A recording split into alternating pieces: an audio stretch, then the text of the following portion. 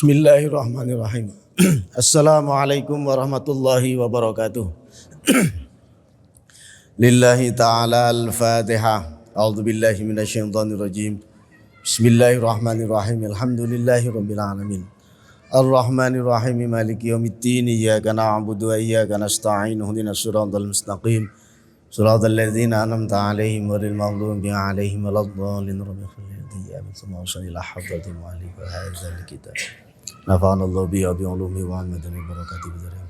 Al-Fatihah. A'udzu billahi minasyaitonir rajim. Bismillahirrahmanirrahim. Alhamdulillahi rabbil alamin arrahmanir rahim maliki yaumiddin iyyaka na'budu wa iyyaka nasta'in ihdinas siratal mustaqim siratal ladzina an'amta 'alaihim ghairil maghdubi 'alaihim waladdallin. Bismillahirrahmanirrahim. Alhamdulillahilladzi tawadda'a kullu syai'in li'azamatihi wa dhalla kullu syai'in li'izzatihi wastaslama kullu syai'in limulkihi. Asyhadu an la ilaha illallah wa asyhadu anna Muhammadan abduhu wa rasuluh. Allahumma salli ala sayyidina Muhammadin abdika wa nabiyyika wa rasulika nabiyyil ummi wa ala alihi wa sahbihi wa sallim tasliman biqadri azamati dzatika fi kulli waqtin wa hin. Bismillahirrahmanirrahim. Qala al-muallifu rahimahullahu ta'ala wa nafa'ana bihi wa amaddana bi barakatihi wa asrarihi fid dharaini amin. Wala tada' as-salata fil jama'ati liqaulihi sallallahu alaihi wasallam man shalla arba'ina yawman as-salawati fi jama'atin la tafutahu fiha takbiratul ihram kataballahu lahu bara'ataini bara'atun minan nifaq wa bara'atun minan nar. Bismillahirrahmanirrahim. Alhamdulillah, puji dan syukur senantiasa kita panjatkan kepada Allah Subhanahu wa taala. Para sekalian hadirin wal hadirat jamaah salat subuh Al-Jabbar hafizakumullah wa ra'akum. Pada pagi hari ini kita bisa mengawali kegiatan dengan beribadah. Mudah-mudahan segala apa yang kita kerjakan senantiasa mendapatkan ridho Allah Subhanahu wa taala. Dan aktivitas kita ke depan mudah-mudahan senantiasa ada dalam lindungan Allah Subhanahu wa taala. Amin ya rabbal alamin. Bismillahirrahmanirrahim. Kita lanjutkan lagi pengajian rutinitas dalam kitab Muraqil Ubudiyah ini, masih melanjutkan pada episode-episode yang kemarin, masih dalam bab berkenaan dengan sholat. Wala tada' as-salata, wala tada' jeung ulah ninggalkeun anjeun as-salata kana salat fil jama'ati dina jamaah.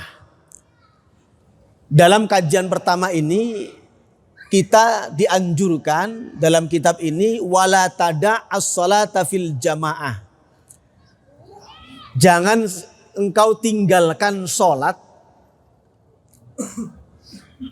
apalagi sholatnya dengan berjamaah. Ya, jangan tinggalkan sholat berjamaah.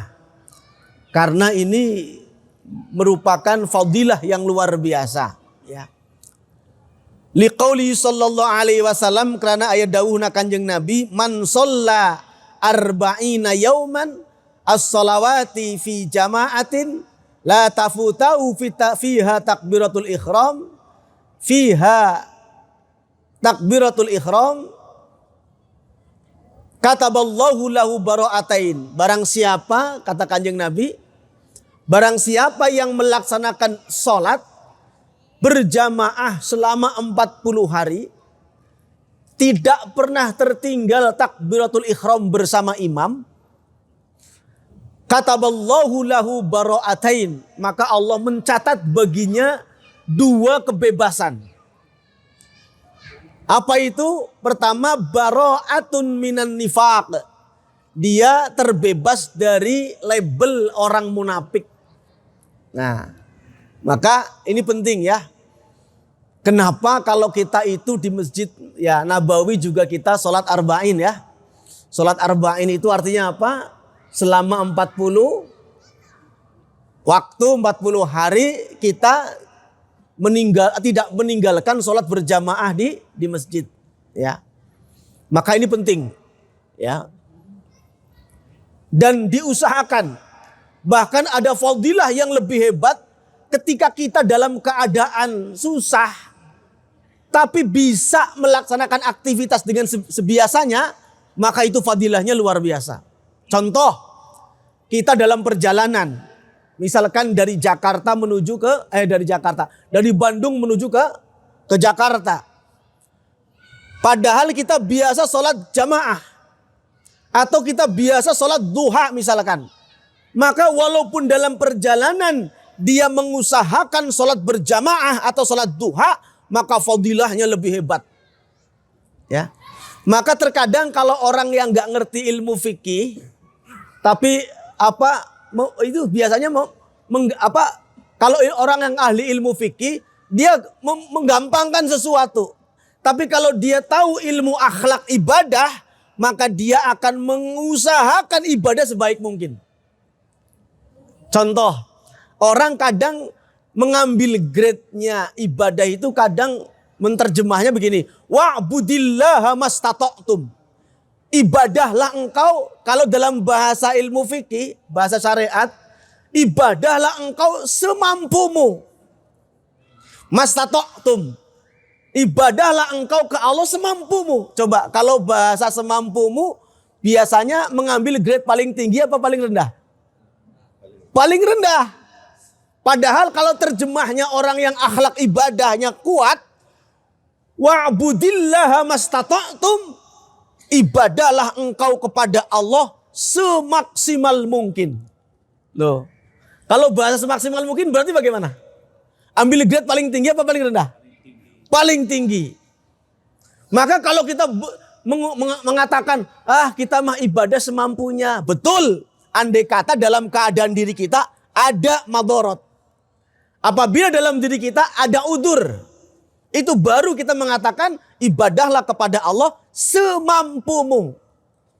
Nah, tapi kalau dalam keadaan ikhtiar, dalam keadaan sehat walafiat, masa mau menterjemah ibadahlah kepada Allah semampumu? Harusnya apa? Semaksimal mungkin. Misalkan begini, memang dari Bandung ke Jakarta itu cukup untuk qashar dan jamak. Tapi lihatlah persyaratan qashar dan jamak. Contoh, kalau qashar dan jamak itu satu perjalanan jauh melebihi 85 km atau 90 km. Kemudian ada masyaqqah, awas. Yang perlu diperhatikan, ada masyaqqah. Apa itu masyaqqah? Kesusahan dalam berjalannya. Satu, bisa jadi macet. Bisa jadi mobilnya charteran. Kalau kita terlambat akan kena cas. Ya. Kemudian apa lagi?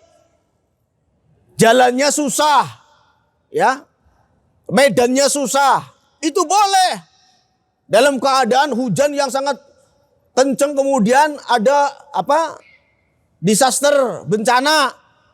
Boleh kita qashar dan jamak. Tapi kira-kira kalau kita dari Bandung ke Jakarta, perjalanannya lancar, tol Cipali itu nggak ada halangan. Misalkan, kemudian waktunya mulus, begitu ngong adzan duhur, kira-kira mau nanti aja sholatnya qashar dan jamak. Padahal pakai mobil pribadi, bisa pergi ke rest area langsung sholat jamaah. Kira-kira mau pilih yang mana? Mau qashar dan jamak atau padilahnya yang luar biasa ketika kita jamaah? Lah, itulah kita memperhitungkan. Awas, orang kadang enak, iya kita yang penting qashar dan jamak. Padahal perjalanan mulus, nggak ada halangan, nggak ada apa-apa. Mobilnya enak, ya kan? Apalagi disupirin oleh supir. Kita tinggal gek calik langsung tidur tibra. Kira-kira gitu mau qashar jamak? Nah, padahal perjalanan itu enak. Nah, makanya kalau orang yang akhlaknya ibadahnya tinggi, maka apa? Walaupun dia dalam keadaan apapun, tetap mengusahakan ibadah semaksimal mungkin. Ingat, qashar dan jamak itu bagi orang yang apa? Punya madorot. Nah, awas hati-hati. Ya, jadi jangan ibadahnya asal ngerti qashar jamak, nggak memperhatikan syarat yang lain. Padahal qashar dan jamak syaratnya nggak cuma satu dalam perjalanan loh. Coba lihat dalam kitab-kitab fikih. Cuman orang sekarang itu kadang enak, ya, menggampangkan. Maka baru tahu ilmu fikih sedikit langsung mengatakan kepada yang lain, ini kasusnya. Maka ngaji dan ngajilah, ya. Ini pentingnya seperti itu, ya. Nah ini, maka ini fadilah kitab di sini luar biasa. Barang siapa, kata Kanjeng Nabi, sholat 40 hari dengan berjamaah tanpa tertinggal, atau 40 waktu, ada yang mengatakan 40 waktu, ya. Berarti 5 kali 4, ya, bisa jadi, ya. Tanpa tertinggal dengan jamaah, dengan imam takbiratul ulanya, maka dia itu akan terbebas dari label munafik. Ya. Sekarang kan banyak orang yang munafik, lain di bibir, lain di hati. Makanya orang yang banyak sholatnya munafik bagaimana? Begitu Allahu Akbar ngaku Allah Maha Besar, tapi begitu sudah takbir mikirin yang lain. Tadi HP saya di mana ya? Oh itu berarti apa? Sudah ngaku Allah lebih besar dari apapun, tapi begitu takbir ingat HP lebih besar daripada Allah. Itu kan kadang seperti itu. Maka kita latihan terus, ya. Kita latihan sebelum sholat kita zikir dulu, ya. Takbir, sebelum takbir kita itu zikir dulu, menyambungkan hati kita ke Allah dulu. Allah, Allah, Allah, baru kita takbir. Nah, seperti itu, ya. Lalu yang kedua, wa bara'atun minan nar, dan Allah akan membebaskan dia terbebas dari neraka, api neraka. Ya ini pentingnya, minan nar. Maka kalau kita di Masjid Nabawi, ya, kalau di Masjid Nabawi itu disunahkan memperbanyak sholat sunnah dan baca Quran. Tapi kalau kita masuk ke Masjidil Haram, memperbanyak apa? Memperbanyak tawaf. Bahkan kalau kita masuk masjid, itu langsung disunahkan untuk sholat tahiyatul masjid. Itu di luar Masjidil Haram.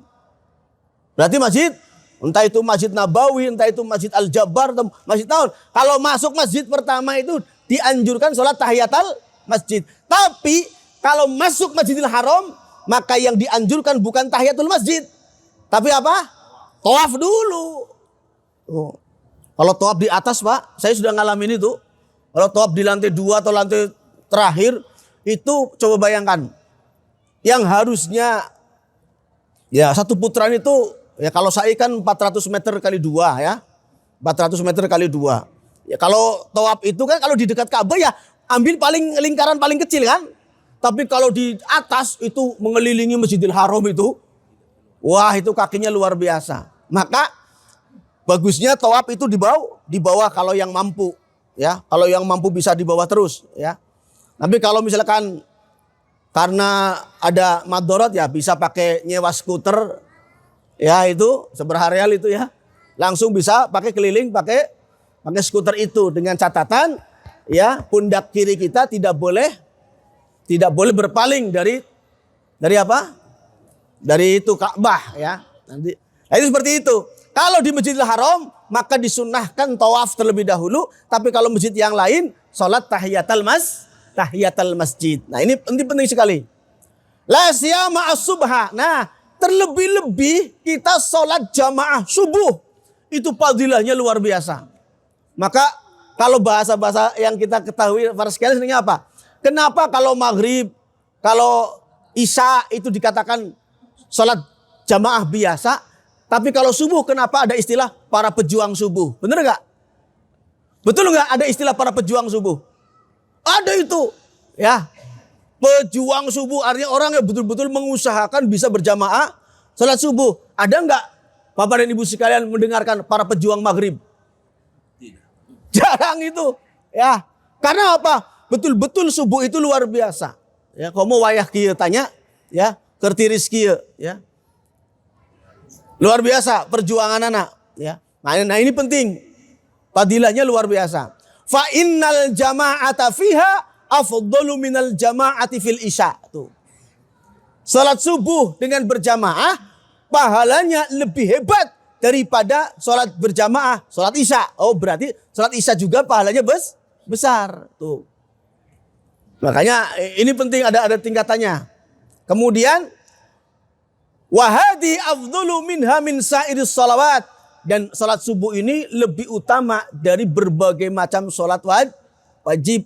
Maka ada tafsir ulama mengatakan hafidhu ala salawati wa salatil wusta wa qumu lillahi qanitin. Jagalah engkau beberapa salat terutama sholat wusta. Apa itu tafsiran sholat wusta? Ulama ada yang mengatakan sholat subuh, sholat isya, dan sholat asar. Itu 3. Ya. Tapi di sini hadis tafsirnya sholat subuh lebih utama.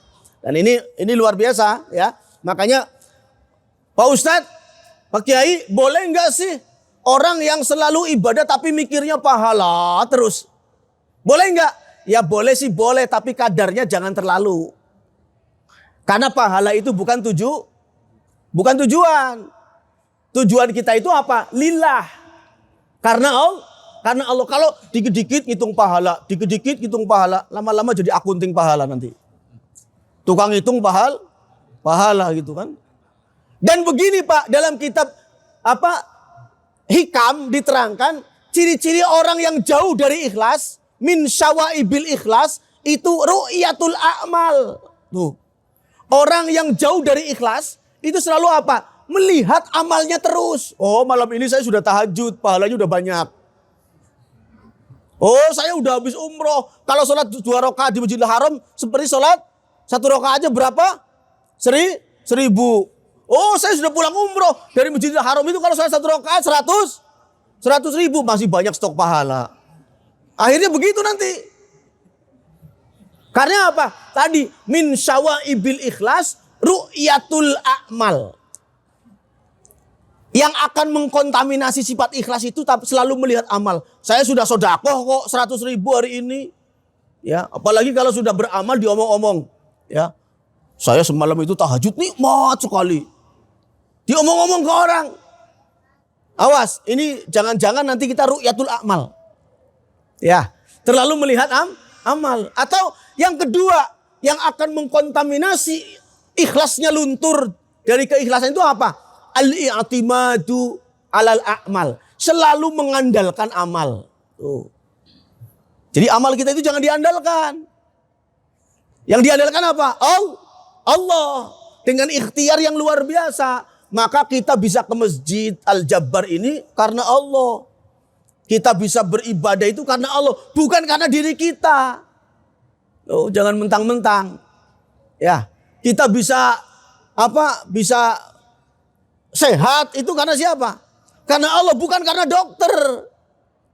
Maka kalau orang yang yakin ke dokter, yakin ke obat, jangankan menyembah kuburan, yakin ke dokter aja musyrik kok. Leres tuh. Karena apa? Wasilah semuanya, perantaraan.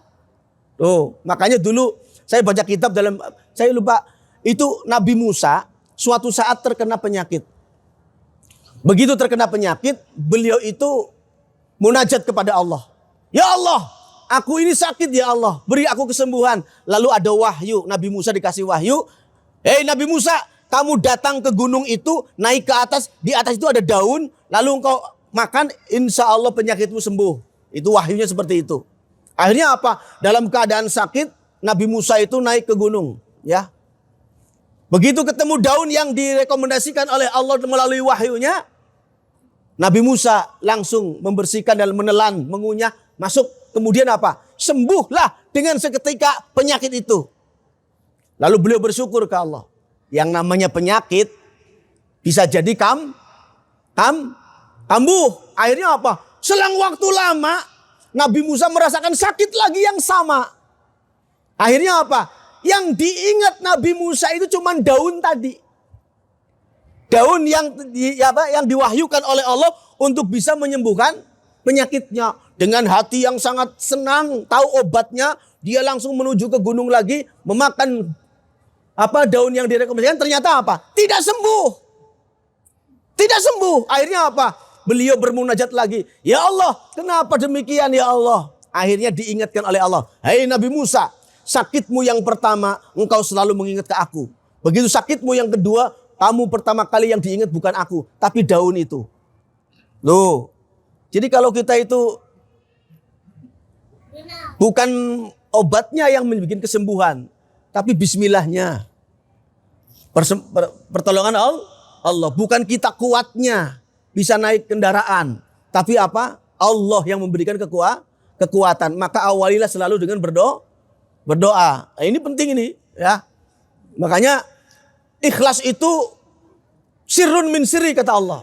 Yang akan aku titipkan hanya kepada fi qalbil mu'min. Ya, hanya orang-orang mukmin yang aku titipkan sifat ikhlas. Maka tadi mengingat pahala boleh, tahu pahala boleh, tapi sifatnya hanya sebagai motivator saja. Bukan sebagai tujuan. Tapi ibadah itu lillah. Coba niat apapun pasti terakhirnya apa? Lillahi ta'ala. Ya. Nawaitu an ukhrija zakatal fitri lillahi ta'ala.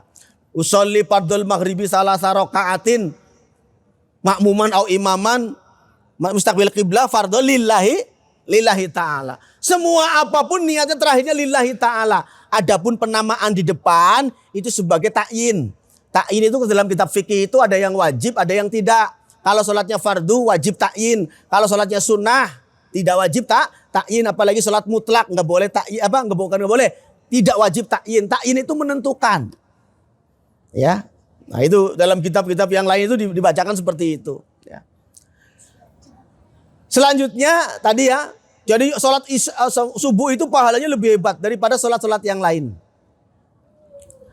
Wa fil hadithi man syahidal isya'a faka'annama qama nisfal lailah.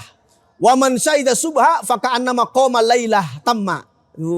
Siapa yang berjamaah sholat isya, maka dia ibarat melaksanakan sholat malam. Apabila dia bisa berjamaah sholat subuh, maka dia diibaratkan seperti orang yang menghidupi semalam suntuk dengan ibadah.